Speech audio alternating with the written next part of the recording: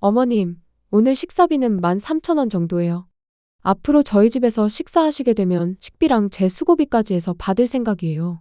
내가 밥 한 끼 해줬다고 나한테 돈을 받겠다는 게 말이 되니? 여긴 어머님 집이 아니고 저희 집이에요. 저희가 관리비도 내고 생활비도 내거든요. 뭘 그렇게 서운하게 말하니? 그리고 어머님 저희 집에 와 있는 시간이 많으시니까 관리비랑 수도세도 같이 분담해서 내주셨음 해요. 내가 여기에 오는 게 너네들이 손주 봐달라고 부탁해서 아니니?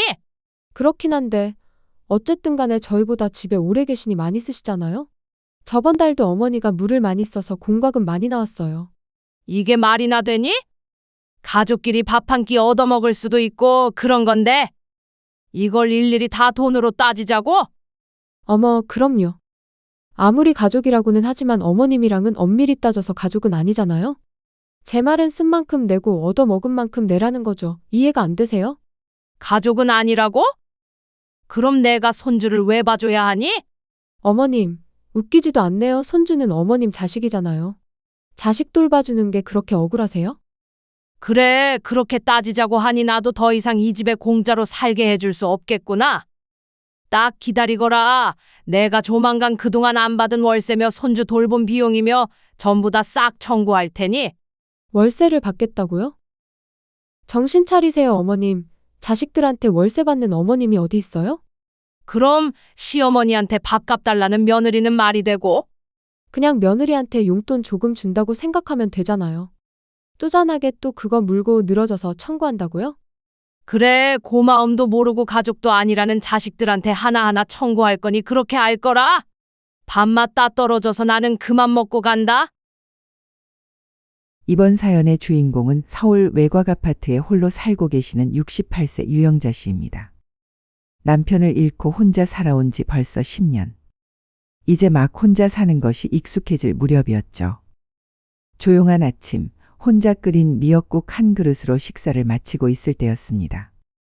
현관문이 열리는 소리와 함께 아들이 들어왔습니다. 엄마, 있어요?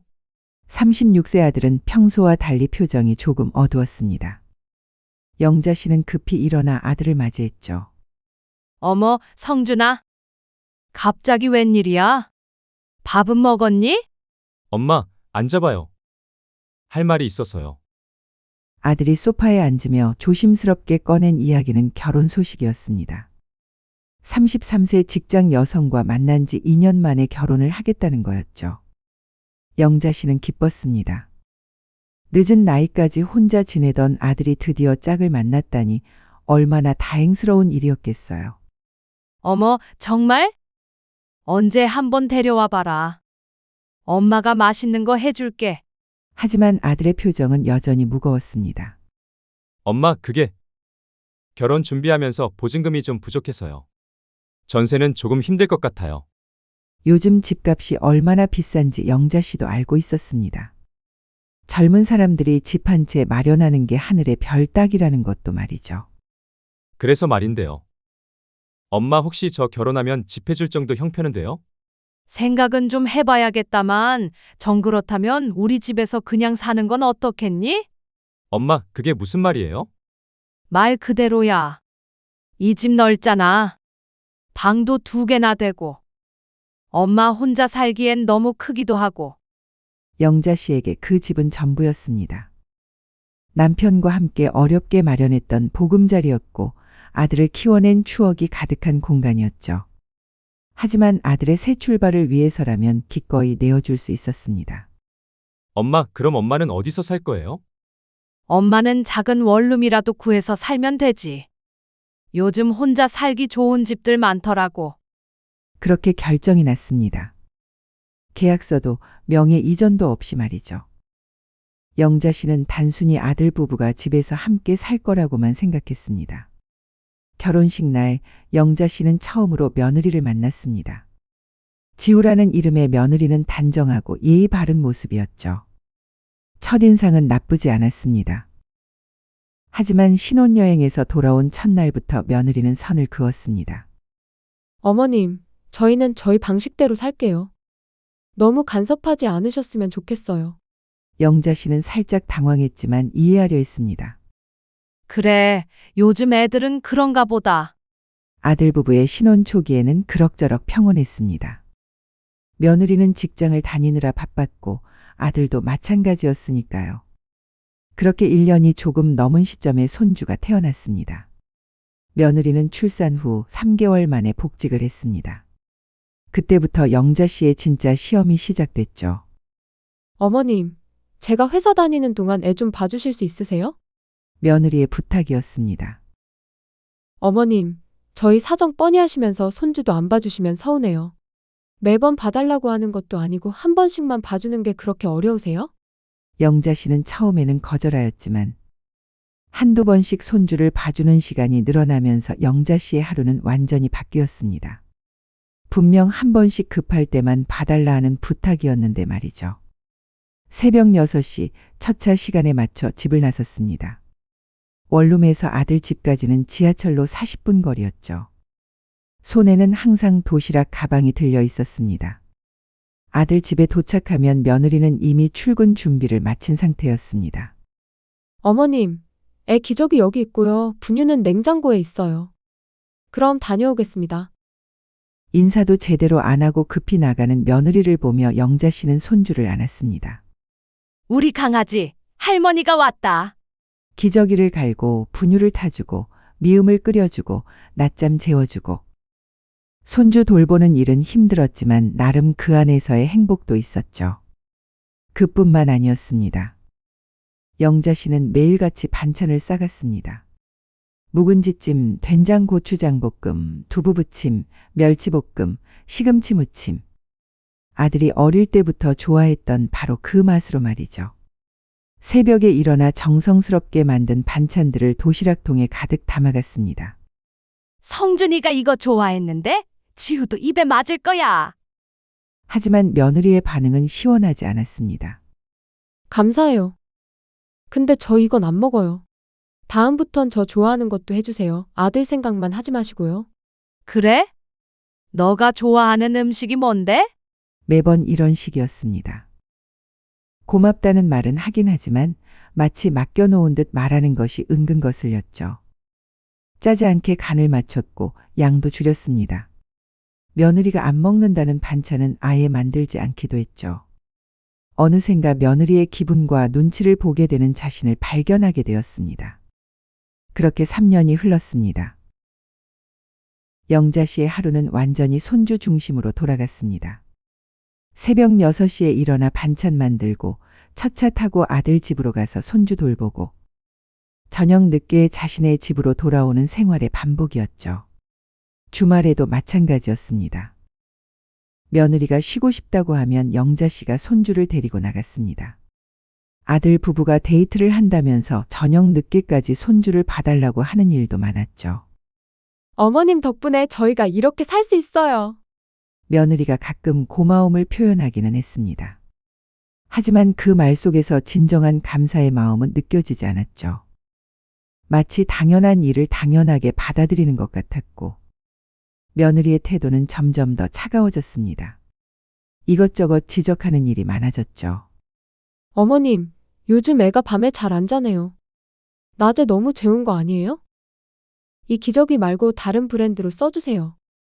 애 엉덩이에 트러블 생겼어요. 그러던 어느 날 손주의 생일이 다가왔습니다. 며느리가 문자를 보냈죠. 어머님, 주말에 저희 집에서 식사하세요. 영자 씨는 그 문자를 받고 며칠 동안 설렜습니다. 오랜만에 가족들과 함께 식사를 할 수 있다는 생각에 말이죠. 손주를 위한 작은 케이크도 사고 장난감도 골랐죠. 그리고 아이 손만한 봉투에 10만 원을 정성스럽게 담았습니다. 우리 손주 생일인데 할머니가 뭐라도 해줘야지. 그날이 영자 씨에게는 정말 특별한 날이 될 줄 알았습니다. 가족의 따뜻함을 느낄 수 있는 소중한 시간이 될 거라고 생각했죠. 하지만 영자 씨는 몰랐습니다. 그날이 자신의 인생을 완전히 바꿔놓을 날이 될 줄은 말이죠. 그렇게 손주 생일날이 왔고 아들 집에 도착하니 며느리가 문을 열어줬습니다. 어머님, 오셨어요? 어머, 오늘 뭘 이렇게 들고 오셨어요? 거실로 들어가니 손주가 바닥에서 장난감을 가지고 놀고 있었습니다. 영자 씨는 손주를 안아 올렸습니다. 아이는 영자 씨를 보고 웃었죠. 그동안 매일 돌봐준 할머니를 알아보는 것 같았습니다. 식탁에는 음식들이 준비되어 있었습니다. 된장국, 두부조림, 멸치볶음. 소박하지만 정성스럽게 차려진 식탁이었죠. 지우야, 고생했구나. 음식 준비하느라. 칭찬을 하자 며느리는 살짝 미소를 지었습니다. 별거 아니에요. 간단하게 준비한 거예요. 세 명이 식탁에 둘러앉았습니다. 손주는 유아용 의자에 앉혀두고 말이죠. 오랜만에 가족이 함께하는 식사였습니다. 우리 손주 이제 이렇게 컸구나. 할머니가 보기엔 아직도 아기 같은데. 영자 씨는 손주를 보며 흐뭇해했습니다. 아들도 웃으며 대답했죠. 아직 애죠. 뭐 다 크려면 아직 한참이에요. 애는 언제 커서 우리한테 효도하려나. 아무튼 엄마가 매일 돌봐주셔서 이렇게 잘 컸죠. 식사 분위기는 화기애애했습니다. 영자 씨는 오랜만에 마음 편히 밥을 먹을 수 있었어요. 며느리도 평소보다 말이 많았고 아들도 기분이 좋아 보였습니다. 영자 씨는 가져온 케이크를 꺼냈습니다. 첫 돌이니까 케이크도 있어야지. 어머님, 굳이 사오실 필요 없었는데. 며느리가 말했지만 표정은 나쁘지 않았습니다. 케이크에 초 하나를 꽂고 불을 켜서 손주 앞에 놓았습니다. 물론 아이는 아직 무슨 일인지 모르겠지만 그래도 의미가 있었죠. 우리 손주 건강하게 자라라. 할머니는 그거면 충분해. 영자 씨는 용돈 봉투도 꺼냈습니다. 이건 손주 용돈이야. 나중에 필요한 거 사주렴. 어머님, 이런 것까지. 아들도 고마워했습니다. 영자 씨는 정말 행복했어요. 이런 시간이 계속됐으면 좋겠다는 생각까지 들었습니다. 식사가 거의 끝나갈 무렵이었습니다. 며느리가 젓가락을 내려놓더니 조심스럽게 입을 열었습니다. 어머님, 응?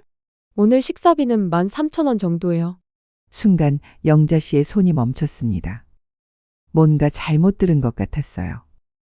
뭐라고? 계좌 알려드릴까요? 이체하시면 돼요. 영자 씨의 눈이 휘둥그레졌습니다.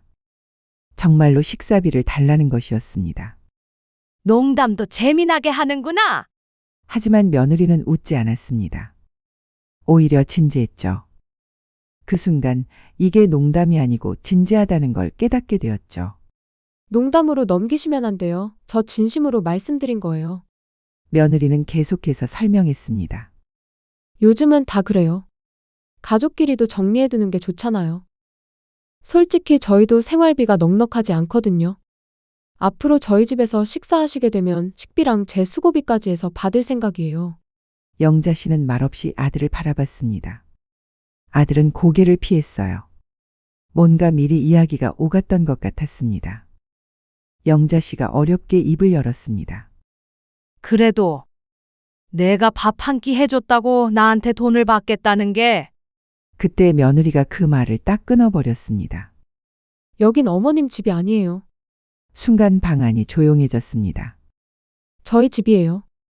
저희가 관리비도 내고 생활비도 내거든요. 뭘 그렇게 서운하게 말하니? 서운하다고 생각하지 말고 며느리가 야무지구나 생각해 주셨음 해요. 그리고 어머님 저희 집에 와 있는 시간이 많으시니까 관리비랑 수도세도 같이 분담해서 내주셨음 해요. 내가 여기에 오는 게 너네들이 손주 봐달라고 부탁해서 아니니? 그렇긴 한데 어쨌든 간에 저희보다 집에 오래 계시니 많이 쓰시잖아요? 저번 달도 공과금 많이 나왔어요. 이게 말이나 되니? 가족끼리 밥 한 끼 얻어먹을 수도 있고 그런 건데 이걸 일일이 다 돈으로 따지자고? 어머, 그럼요. 아무리 가족이라고는 하지만 어머님이랑은 엄밀히 따져서 가족은 아니잖아요? 가족은 아니라고? 그럼 내가 손주를 왜 봐줘야 하니? 어머님, 웃기지도 않네요. 손주는 어머님 자식이잖아요. 자식 돌봐주는 게 그렇게 억울하세요? 며느리의 목소리는 차가웠습니다. 아들은 숨소리도 죽이고 있었습니다. 아무 말도 하지 않았어요. 영자 씨의 입꼬리가 떨렸습니다. 가족은 아니라는 말이 가슴에 박혔거든요. 그동안 내가 해다 준 반찬들 그건 그럼 영자 씨가 떨리는 목소리로 물었습니다. 며느리는 아무렇지도 않게 대답했습니다. 거의 버렸죠. 그 한마디에 영자 씨의 세상이 무너졌습니다. 위생도 좀 걱정되고 입맛도 안 맞아서요. 그거 가지고 딴지 거실 거면 앞으로 안 해주셔도 됩니다. 3년 동안 새벽에 일어나 정성스럽게 만든 반찬들. 아들이 좋아한다고 생각하며 매일 싸간 도시락들이 모두 쓰레기통에 버려졌다는 이야기였습니다. 사람마다 기준이 다르니까요. 아무튼 저는 말씀드렸습니다. 그래, 그렇게 따지자고 하니 나도 더 이상 이 집에 공짜로 살게 해줄 수 없겠구나. 딱 기다리거라. 내가 조만간 그동안 안 받은 월세며 손주 돌봄 비용이며 전부 다 싹 청구할 테니. 월세를 받겠다고요? 정신 차리세요, 어머님. 자식들한테 월세 받는 어머님이 어디 있어요? 그럼 시어머니한테 밥값 달라는 며느리는 말이 되고. 그냥 며느리한테 용돈 조금 준다고 생각하면 되잖아요. 쪼잔하게 또 그거 물고 늘어져서 청구한다고요? 그래, 고마움도 모르고 가족도 아니라는 자식들한테 하나하나 청구할 거니 그렇게 알 거라. 그 순간 영자 씨는 자리를 박차고 일어났습니다. 밥맛 따 떨어져서 나는 그만 먹고 일어날게. 집으로 돌아가서 너가 말한 대로 밥값이랑 공과금 입금할게. 가방을 들고 현관으로 향했어요. 아들이 뒤따라 나왔습니다. 엄마, 진정하세요. 그냥 용돈 준다 생각하시고 좋게 좋게 넘어가요. 네, 됐다. 내가 칼같이 계산해 줄게. 영자 씨는 문을 열었습니다. 집을 나와 지하철역으로 향하는 영자 씨의 걸음은 무거웠습니다. 하지만 동시에 무언가 결심한 듯한 단호함도 있었어요. 전철 안에서 영자 씨는 휴대폰을 꺼냈습니다. 그리고 검색창에 이렇게 타이핑했죠. 서울 연립아파트 월세 시세. 며느리가 자신을 방문객이라고 했으니 이제 정말로 방문객 대우를 받아보는 것도 나쁘지 않겠다는 생각이 들었거든요. 영자 씨의 눈빛이 달라지기 시작했습니다. 그날 밤 영자 씨는 잠을 이루지 못했습니다. 며느리의 말들이 머릿속에서 맴돌았거든요. 다음 날 아침 영자 씨는 평소와 다르게 움직였습니다. 새벽 6시에 일어나지도 않았고 도시락 가방을 챙기지도 않았어요. 대신 집안 서랍을 뒤지기 시작했습니다. 분명히 어디 있었는데. 찾고 있던 건 오래된 수첩이었습니다. 가계부처럼 쓰던 그 수첩에는 지난 3년간의 기록들이 빼곡히 적혀 있었죠. 반찬 재료비 15,000원, 손주 기저귀 12,000원 등등. 영자 씨는 매일매일 쓴 돈을 기록해두는 습관이 있었거든요. 수첩을 펼쳐보니 3년간의 모든 것이 숫자로 남아 있었습니다. 영자 씨는 휴대폰을 꺼내 검색을 시작했습니다. 베이비시터 일당, 가사도우미 시급, 서울 월세 평균. 하나씩 계산기를 두드리며 정리해보니 어마어마한 숫자가 나왔습니다. 이게 맞나? 영자 씨는 다시 한번 계산해봤습니다. 틀리지 않았어요. 월세만 해도 48개월 동안 월 90만 원이면 4,320만 원이었습니다. 요즘 그 동네 아파트 월세가 그 정도였거든요. 손주 돌봄은 주 4일, 하루 8시간씩 3년 동안. 베이비시터 일당으로 계산하면 2,800만 원이었습니다. 명절 때마다 해준 음식, 매일 싸간 반찬, 청소, 빨래까지 합치면 1,200만 원은 좋게 될 것 같았어요. 기타 교통비, 손주 용품비까지 합치니 총 8,620만 원이 나왔습니다. 영자 씨는 그 숫자를 보고 있다가 갑자기 웃음이 나왔습니다. 13,000원이라. 며느리가 청구한 식사비와 비교하니 정말 어이가 없었거든요. 영자 씨는 더 이상 망설이지 않았습니다. 인터넷에서 법무법인을 검색해서 전화를 걸었어요. 내용 증명 보내고 싶은데요. 며칠 후였습니다. 며느리 지우가 집에서 아이와 놀고 있을 때 택배가 왔습니다. 이게 뭐야? 법무법인에서 왔네? 며느리 지우는 고개를 갸우뚱하며 봉투를 뜯었습니다. 내용 증명이라는 말이 적혀 있었죠. 봉투를 열어보는 순간 며느리의 눈이 커졌습니다. 내용 증명서 청구네요. 월세 4,320만 원, 손주 돌봄비 2,800만 원, 가사노동비 1,200만 원, 기타 비용 300만 원 등 4년간 밀린 총 청구 금액 8,620만 원. 며느리는 그 종이를 들고 있는 손이 떨렸습니다. 이게 뭐야? 아이가 울기 시작했지만 며느리 지우는 정신이 없었어요. 급히 남편에게 전화를 걸었습니다. 여보, 당장 집에 와. 큰일 났어. 30분 후 아들이 급히 집으로 달려왔습니다. 내용 증명을 본 아들의 얼굴도 하얗게 변했죠. 엄마가 정말로 이런 걸 보냈다고. 아들은 떨리는 손으로 영자 씨에게 전화를 걸었습니다. 엄마, 이게 뭐예요? 왜 이러는 거예요, 갑자기? 영자 씨의 목소리는 놀라울 정도로 차분했습니다. 그래. 당연히 진심이지 그날 말하지 않았니? 엄마, 이건 너무하잖아요. 우리가 언제? 너희는 내 밥값을 따졌지. 영자 씨가 아들의 말을 끊었습니다. 너네는 그렇게 해놓고 나는 따지면 안 되니? 계약서 없이 내어준 집, 너희가 고맙다 한 번 없었던 돌봄. 내가 져준 장바구니, 내가 끓인 국. 그게 전부 공짜였던 줄 알았니? 아들은 할 말이 없었습니다. 옆에서 지우가 전화기를 빼앗았어요. 어머님, 우린 그럴 의도가 아니었어요. 지우의 목소리는 울먹이고 있었습니다. 어머님이 원하시는 게 뭐예요? 사과하면 돼요? 앞으로 잘할게요. 하지만 영자 씨는 단호했습니다. 그럴 마음이 없었으면 그런 말도 안 나왔을 거야. 남이라고 했지. 좋아. 그럼 내가 몇 년간 낸 대가를 지금 돌려받는 것뿐이야. 지우가 더 급해졌습니다. 어머님, 저희가 그런 돈이 어디 있어요? 8천만 원이 넘는 돈을. 그건 너희가 해결할 일이지. 영자 씨의 목소리는 냉정했습니다. 나도 이제 내 기준대로 살 거야. 너희가 가르쳐준 대로 말이야. 어머님, 그리고 한 달 안에 집 비우거라 다른 세입자 받던지 내가 들어가던지 하게. 전화가 끊어졌습니다. 아들과 며느리는 서로를 바라봤습니다. 둘 다 말문이 막혔어요. 어떡하지? 정말로 8천만 원을 어디서 구해?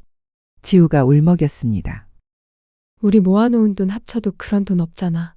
아들도 머리를 감싸주었습니다. 엄마가 진짜 법적으로 문제 삼으려는 건가?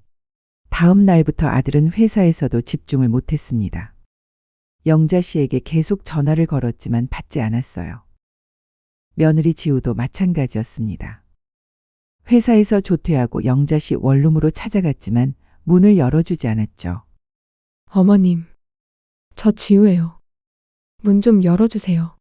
하지만 영자 씨는 끝까지 문을 열어주지 않았습니다. 며칠이 지나자 아들 부부는 현실을 받아들여야 했습니다. 영자 씨가 정말로 법적 조치를 취할 생각이라는 걸 말이죠. 어쩔 수 없이 이사를 해야 할 것 같아. 아들이 한숨을 쉬며 말했습니다. 하지만 보증금은 어떻게 구하지? 지우도 절망적이었습니다. 갑자기 집을 나가야 하는데 새로운 집을 구할 돈이 없었거든요. 결국 아들은 회사에 휴직계를 냈습니다. 퇴직금을 미리 받아서 보증금을 마련하기 위해서였죠. 지우도 회사에 육아휴직을 신청했습니다. 어차피 어머님이 손주를 봐주지 않으면 회사를 다닐 수도 없었거든요. 한 달이라는 시간은 생각보다 빨리 지나갔습니다. 아들 부부는 결국 훨씬 작고 낡은 집으로 이사를 해야 했어요. 보증금도 겨우 마련한 수준이었죠. 이사 마지막 날 아들이 영자 씨에게 마지막으로 전화를 걸었습니다. 엄마, 정말 이렇게 끝내는 거예요?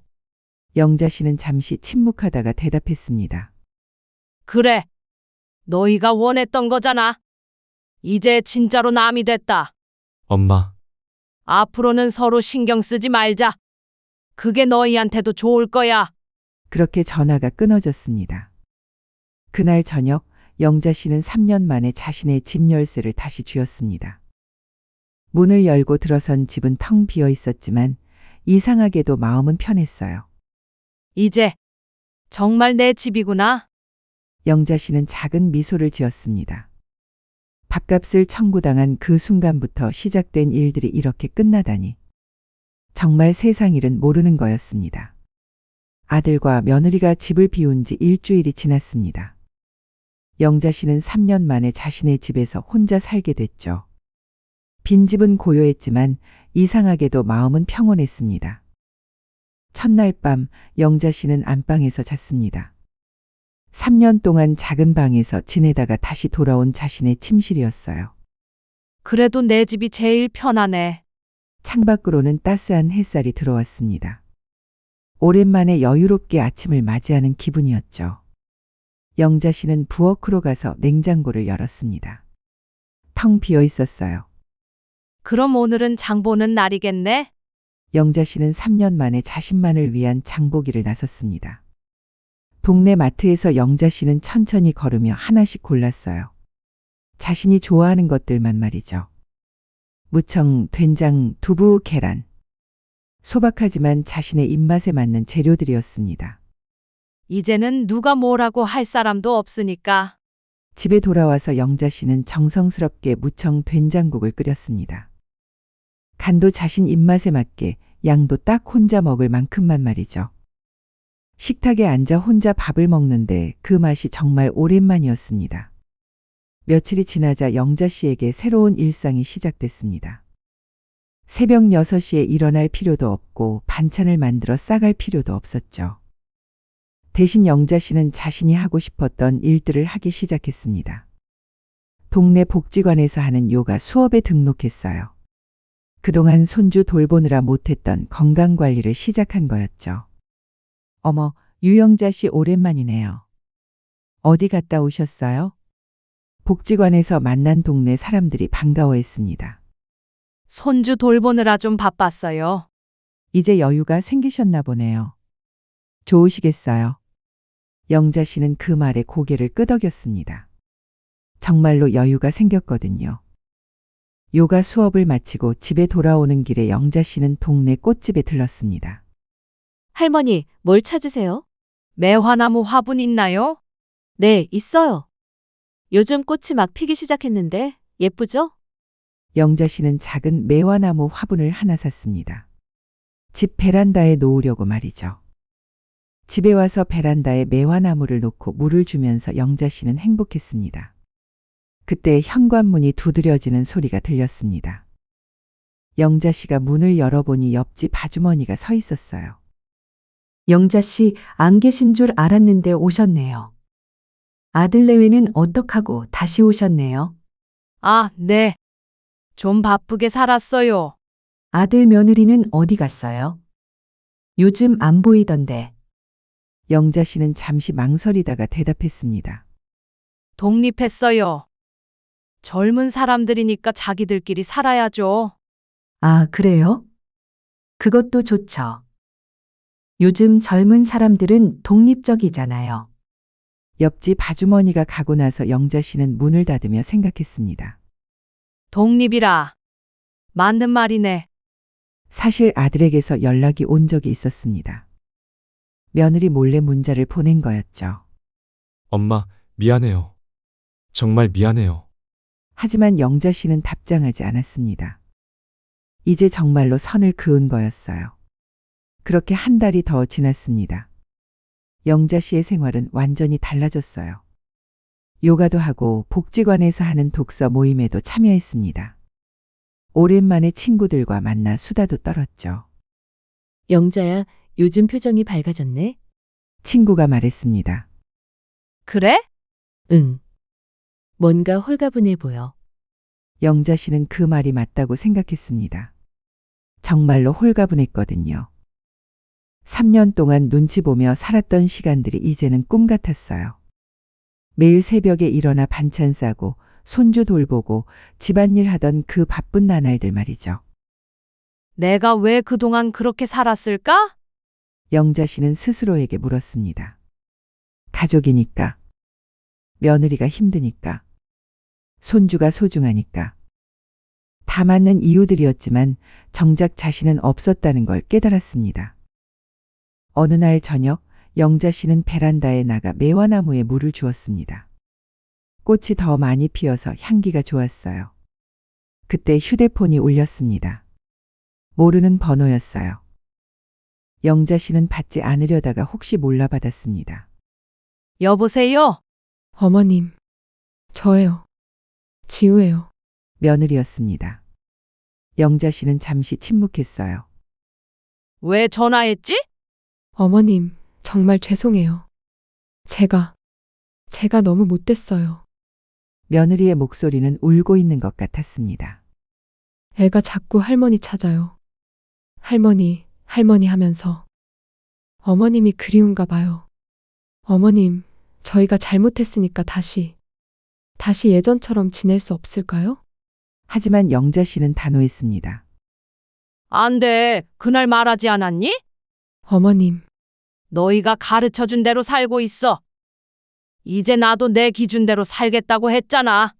하지만 나라고 손주 왜 안 보고 싶겠니? 하지만 그건 내가 감당할 일이야. 너희는 너희끼리 잘 살아라? 영자 씨는 전화를 끊었습니다. 그래도 내가 선택한 길이야. 며칠 후 영자 씨는 새로운 결정을 했습니다. 복지관에서 모집하는 자원봉사에 신청한 거였어요. 홀로 사는 어르신들께 도시락을 배달하는 일이었습니다. 제가 요리를 좀 할 줄 아는데 도움이 될까요? 물론이죠.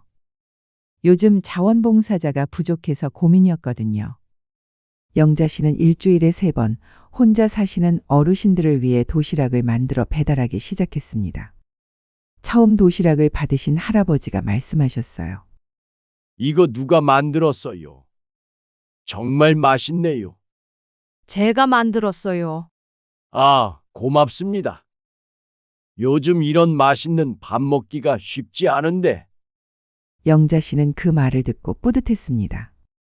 자신의 요리를 진심으로 고마워하는 사람이 있다는 게 말이죠.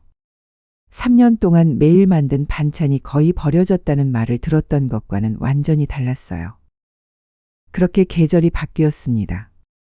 영자 씨의 베란다 매화나무에는 새잎이 돋아나기 시작했어요. 꽃은 지고 푸른 잎들이 자라나고 있었습니다. 나도 새로 시작하는 거구나. 영자 씨는 매화나무를 보며 혼잣말했습니다. 그날 저녁 영자 씨는 자신만을 위한 소박한 저녁을 준비했습니다. 무청 된장국과 두부부침 그리고 김치. 식탁에 앉아 숟가락을 들면서 영자 씨는 중얼거렸어요. 늦었지만 나도 내 인생 살아야지. 창밖으로는 저녁 햇살이 비치고 있었습니다. 조용하고 평화로운 저녁이었어요. 68세에 시작된 진짜 자신만의 인생이 이제야 시작된 거였죠. 그로부터 6개월 후 영자 씨는 복지관에서 올해의 자원봉사자로 선정됐습니다. 혼자 사시는 어르신들을 위해 정성껏 요리해드린 공로를 인정받은 거였죠. 시상식장에서 영자 씨는 이렇게 말했습니다.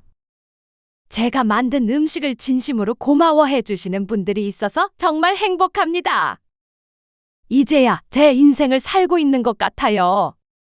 그날 밤 영자 씨는 상장을 액자에 끼워 거실에 걸었습니다. 68년을 살면서 처음으로 받은 자신만의 상이었어요. 영자 씨의 사연에서 소탐대실이라는 사자성어가 떠오릅니다. 작은 것을 탐하다가 큰 것을 잃는다는 뜻입니다. 며느리는 13,000원의 식사비를 아끼려다가 8,620만 원과 평생 돌봄을 잃었습니다. 무엇보다 가족이라는 소중한 관계까지 잃고 말았죠. 때로는 작은 배려와 감사가 큰 행복을 만들어냅니다. 가족 간에도 서로의 정성을 당연하게 여기지 말고 고마운 마음을 표현하는 것이 얼마나 중요한지 보여주는 사연이었습니다. 그동안 시청해 주셔서 감사드립니다. 구독과 좋아요도 한 번씩 부탁드려요. 오늘 하루도 행복하고 평온한 하루가 되시길 바랍니다. 감사합니다. 인생의 흔적이었습니다.